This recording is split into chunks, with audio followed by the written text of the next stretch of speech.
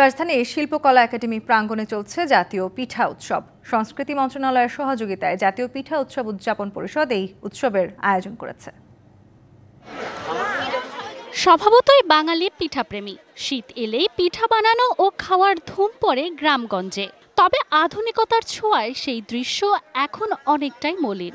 তাই নগর জীবনে পিঠার স্বাদ পাইয়ে দিতে এই আয়োজন।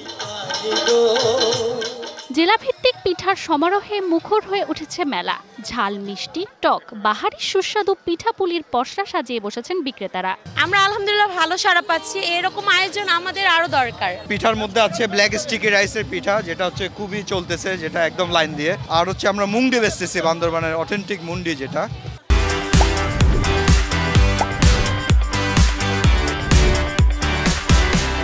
বিলুপ্ত হয়ে যাওয়া বিভিন্ন জেলার ঐতিহ্যবাহী পিঠা এক আঙিনায় খুঁজে পেতে মেলায় ভিড় করেছেন পিঠাপ্রেমীরা। আমার ঘুরতে আসছি, আমার মজা লাগতেছে, পরের বার আমি আবার আসবো। অনেক মজার মজার পিঠা খেয়েছি। এখানে আসার পরে অনেক কিছু দেখলাম, শিখলাম। আমাদের ঐতিহ্য পিঠা হলো কুড়িগ্রামের পিঠা, যেটা ইলিশ মাছ আছে, আর তেল পিঠা আছে, দুধ পিঠা আছে। আপনারা সবাই আসবেন, এখানে সবাই খাবেন। বাঙালির ঐতিহ্য ধরে রাখতে এমন আয়োজন আরও চান দর্শনার্থীরা। আমরা বিভিন্ন জেলার বিভিন্ন খাবারগুলো টেস্ট করতে পারছি, এটা আসলে সচরাচর হয় না। একই ছাদের নিচে জিনিসটা আমার কাছে খুবই ভালো লেগেছে। গ্রামে যাওয়া হয় না, কিন্তু গ্রামীণ যে সভ্যতাগুলো, যেই সংস্কৃতিগুলো আমরা এখানে চোখের সামনে দেখতে পারতেছি, এটা আসলে খুব ভালো লাগছে। 10 দিন ব্যাপী এই পিঠা উৎসব প্রতিদিন বেলা 3টা থেকে রাত 9টা পর্যন্ত উন্মুক্ত থাকবে সবার জন্য।